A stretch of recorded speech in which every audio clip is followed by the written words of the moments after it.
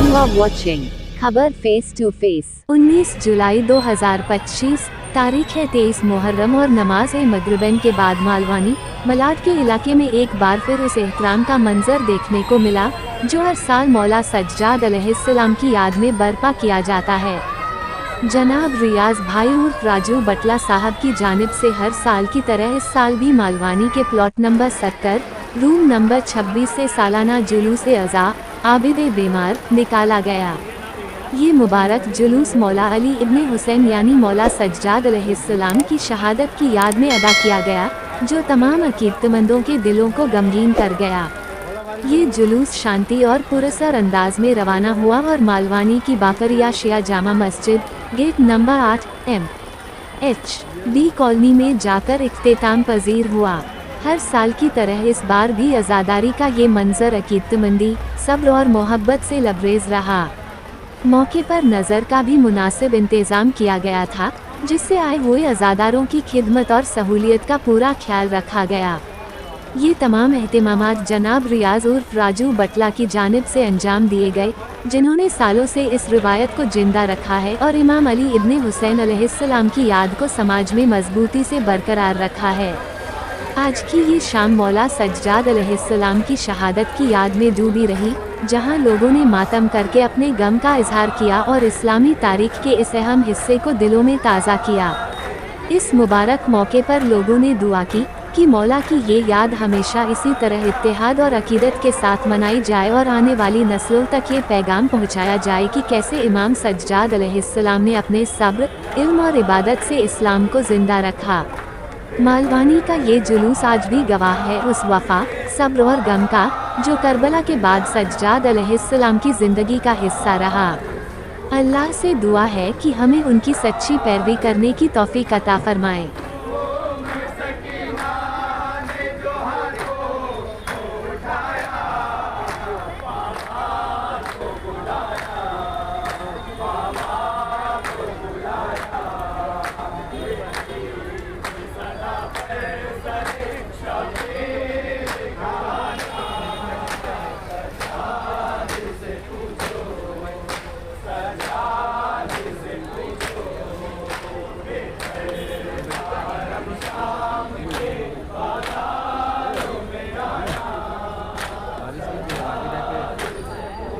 Location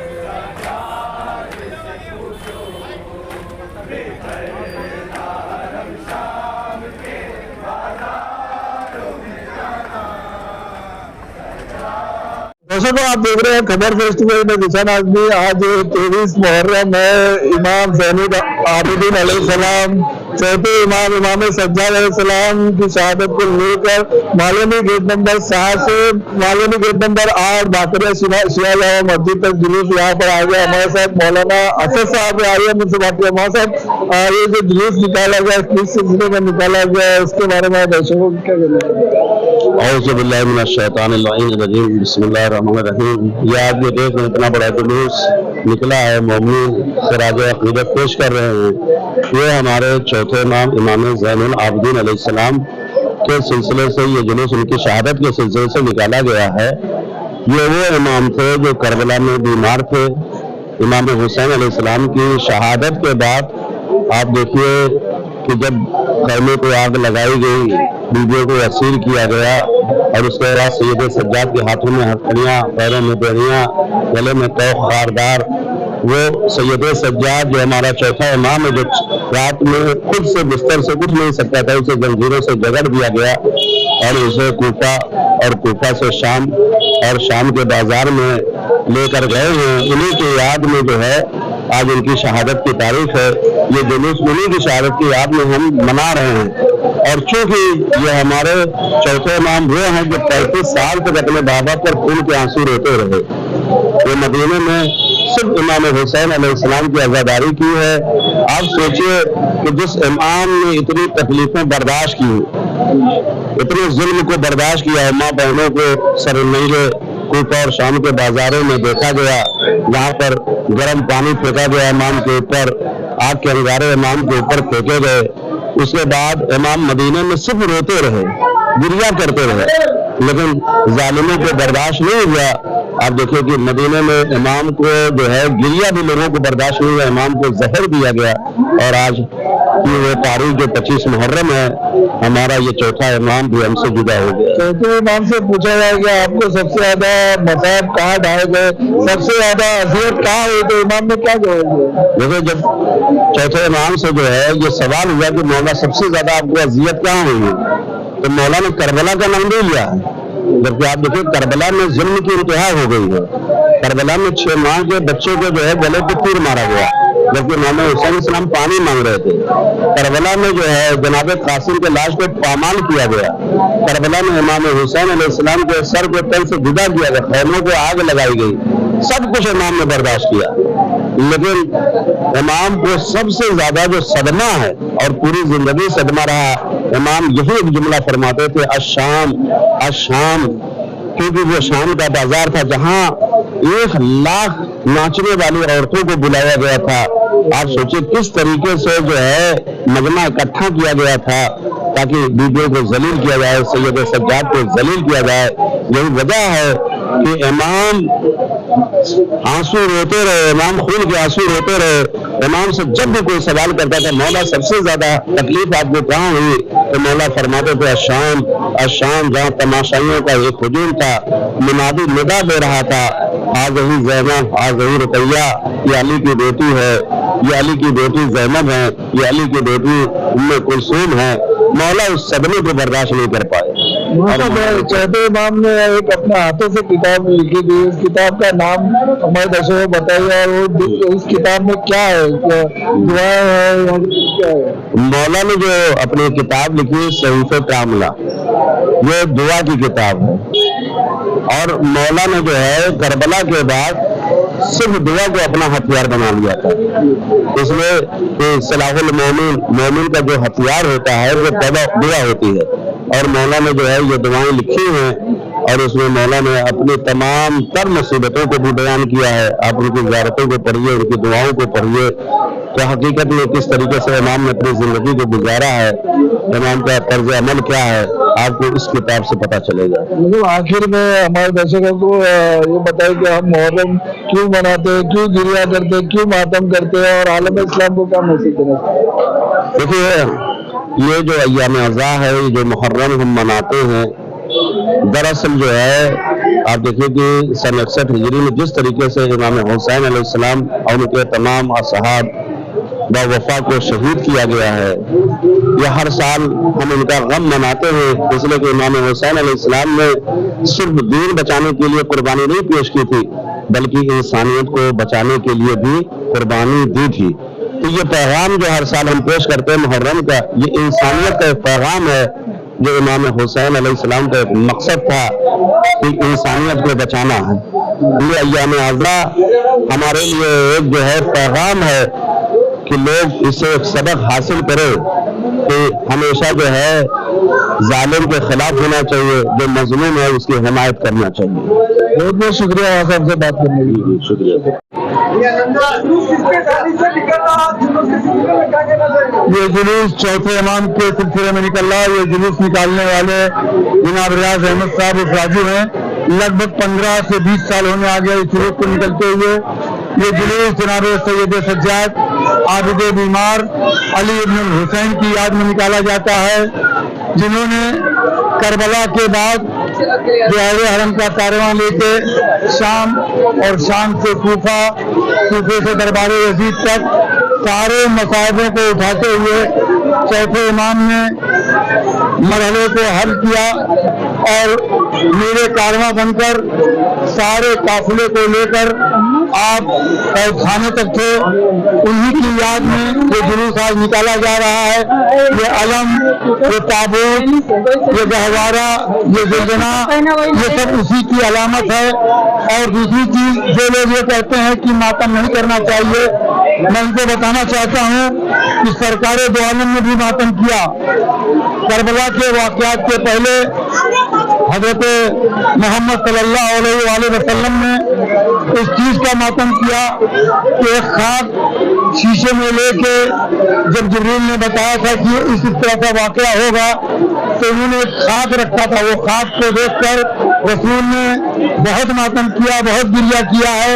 और दूसरा वाक़या बता दूं कि जो लोग मातम पर एतराज करते हैं कि सरकार दो आलम के दौर में एक शख्स आया, उसने कहा या रसूल अल्लाह, मुझसे बहुत बड़ा गुनाह हो गया है। कहा क्या गुनाह हुआ है? कहा मेरी एक बेटी थी जो लगभग 3 साल की थी, और मैंने जब उसको देखा तो बड़ी हो चुकी थी और मैं परदेश में था। जब आया तो मैंने कहा बाद में उसको शादी करना पड़ेगा वगैरह वगैरह, इसलिए उसको मैं लेके गया और एक कुएं में डाल दिया। तो उसने देखा कि रसूल अल्लाह के चेहरे मुबारक पे आंसू टपक के आया। तो लोगों ने कहा शख्स चुप हो जा। तो रसूल ने बल्कि कहा कि मैं उसको बोलने दो। रसूल से जब वो बोलता जा रहा था, सरकार दो आलम आंसू बहाते जा रहे थे। तो आंसू बहाना ये फितरत है गम की अलामत है कि जब दिल में चोट लगती है तो इंसान के आंसू बहता है। और वाक़यात करबला एक ऐसा गम है कि इंसान अगर 70 जन्म, 1000 जन्म ले ले तो भी ये वाक़यात करबला का आंसू रुकने वाला नहीं है, ये मातम रुकने वाला नहीं है। और ये दर्स हमको करबला के बाद इमाम सैयद सज्जाद, जिनका आज जुलूस निकाला जा रहा है, उन्होंने दिया। और 40 साल तक इमाम नौहा मातम गिरिया करते रहे। इमाम का एक वाक़या मिलता है कि जब मदीने में कोई शादी होती थी तो लोग इमाम को बुलाते थे, तो इमाम कहते थे अगर तुझे मुझे बुलाना है तो तू अपने घर में हुसैन की मजलिस कर, फिर मैं आऊंगा। तो इमाम जब तक जिंदा थे आप गिरता करते रहे, आपकी आंखों से आंसू नहीं खून गिरता था। और ये उन्हीं की याद में आज ये जुलूस निकाला जा रहा है। आज ये मातम, अलम, ताबूत, ये सब उन्हीं की याद में निकाला जा रहा है। इमाम सज्जाद से किसी शख्स ने पूछा था कि मौला आप इतना गिरिया क्यों करते हैं और आपको ऐसी कौन सी तकलीफ हुई? हुसैन करबला में शहीद हुए, अकबर करबला में शहीद हुए, असगर करबला में शहीद हुए, आपने इतना गिरिया नहीं किया। लेकिन मौला ऐसा कौन सा गम था जो आपने इतना गिरिया किया, आज तक आप रोते आ रहे हैं? तो इमाम ने कहा सुन, करबला में उसके बाद जो काफिला चला है शाम और कूफा में, सबसे ज्यादा मुझे जो तकलीफ हुई है ज़ैनब की बेरदाई की तकलीफ हुई है। मेरी माएँ बहनें असीर करके बेरदा करबला से कूफा से शाम तक ले जाई गई। ये कदमा माँ को जिंदगी भर रुलाता रहा और आप खून के आंसू रोते रहे। इमाम सज्जाद की बहुत मारूफ होता है,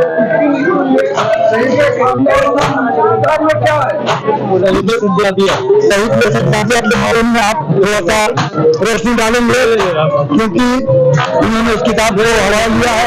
और देखिए जो भी है इसमें जितने वाक़यात हैं, जितने भी सब शहदाए करबला के लिए और बुरा के लिए ही है बहुत सज्जादिया में। और आपको बता दूं कि कलामे पाक, नहजुल बलागा, सहीफ़ सज्जादिया और जितनी किताबें दिगर किताबें हैं सब जो है अहले बैत के अतार की शान में ही है और उन्हीं के लिए दुआ की गई है, उन्हीं के लिए बनाई गई है। कलामे पाक में जितनी भी आयतें हैं सारी की सारी अहले बैत के अतार की शान में है। आप जितनी भी आयतें देखो पढ़ के, सब के सब अहले बैत के शान में उतरी है। मैं आपको एक एग्जांपल देता हूँ, ये आयत नहीं कसीदा है। और कसीदा किस तरह से है मैं आपको बता दूं कि अल्लाह अहद अल्लाह समद, ये एक लाइन में अल्लाह की तारीफ, अल्लाह की शान में कसीदा। अल्लाह समद, लम यलिद वलम यूलद, ये भी कसीदे का ही एक बंद है। ये सारी की सारी अहले बैत के शान में उतारी गई है। आलम इस्लाम को मैसेज ये देना चाहेंगे कि इंसान को बेदार तो हो लेने दो, हर कौम पुकारेगी हमारे हैं हुसैन। आज तारीख इस्लाम को अगर देखना है तो ईरान को देख लीजिए, जिसने आज इस्लाम को वाकई में जिंदा रखा है। और अगर पूरी दुनिया में कोई भी मुल्क ऐसा है जो तमाम आलम इस्लाम को, तमाम मुसलमानों के लिए अगर रहनुमाई कर रहा है तो वो सिर्फ ईरान कर रहा है, जिसमें आकाए खामनेई, आकाए सिस्तानी, जिधर सारे मर्जा हैं जो आज वो रहनुमाई कर रहे हैं। जो लगाया जाता है उसके ऊपर बम्बई में जो मामला हुआ है, वो हमारे धर्म गुरु है, हम तो सियासी दोस्तों के साथ। देखिए, हमारे जो खामनेई साहब हैं, सिस्तानी साहब हैं, ये हमारे धर्म गुरु हैं। और ये पूरे हिंदुस्तान का कानून भी कहता है हम अपने धर्म गुरु का आदर कर सकते हैं, उनका पोस्टर लगा सकते हैं। उसके लिए नहीं, हमारा अधिकार है ये, क्योंकि धर्म गुरु का पोस्टर या बैनर या उनको लेकर चलना, उनके पोस्टर को, ये कानूनी हक है। इसमें अगर कोई आप पाबंदी लगाई जा रही तो ये गलत है, क्योंकि धर्म गुरु है, ना कि वो कोई लीडर, ना कि वो कोई नेता। वो हमारे धर्म गुरु हैं और हमारे लिए हमेशा वो सर्वोच्च रहेंगे, सर्वप्रिय रहेंगे। हम उनके लिए हमेशा आगे रहेंगे और उनके परचम को लेकर चलेंगे।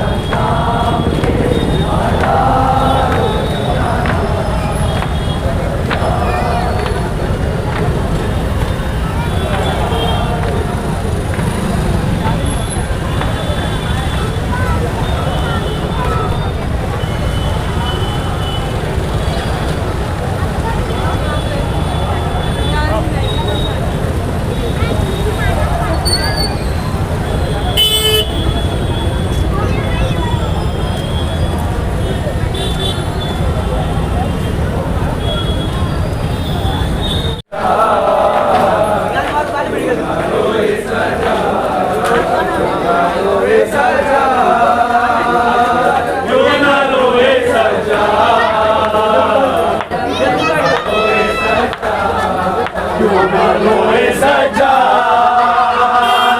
क्यों न रोए सजा, क्यों न रोए सजा, क्यों न रोए सजा, क्यों न रोए सजा, क्यों न रोए सजा, क्यों न रोए सजा,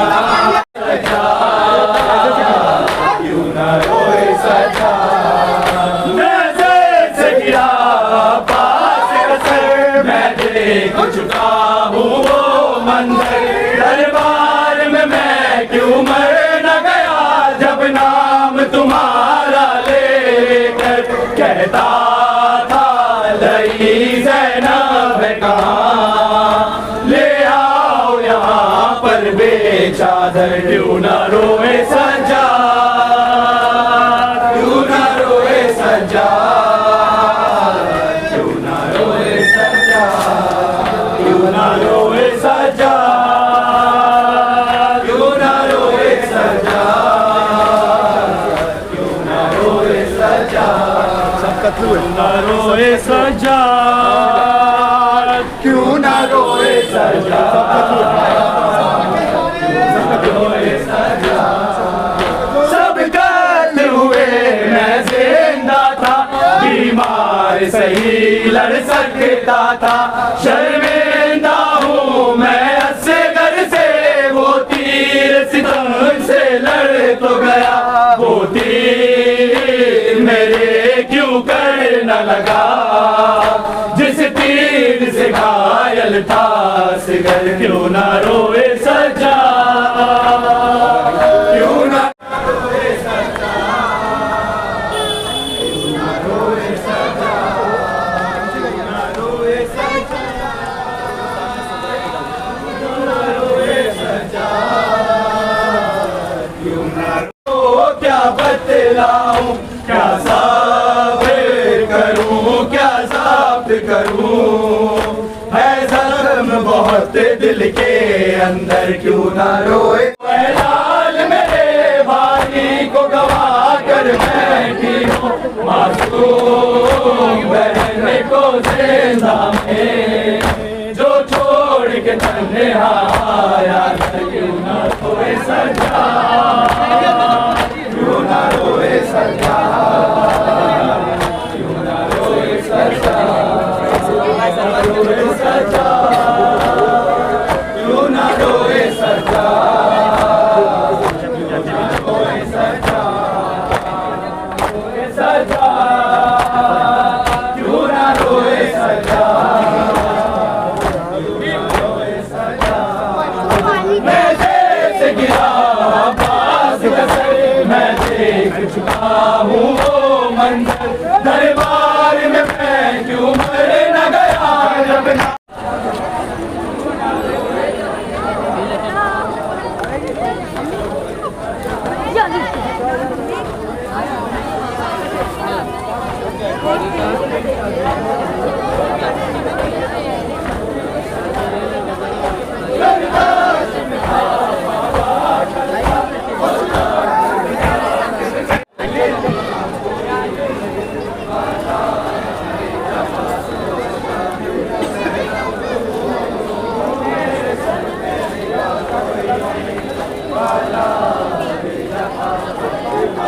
खूफियों का मेरे चलने की जा कोई नहीं, बाजार जफा सजा दे,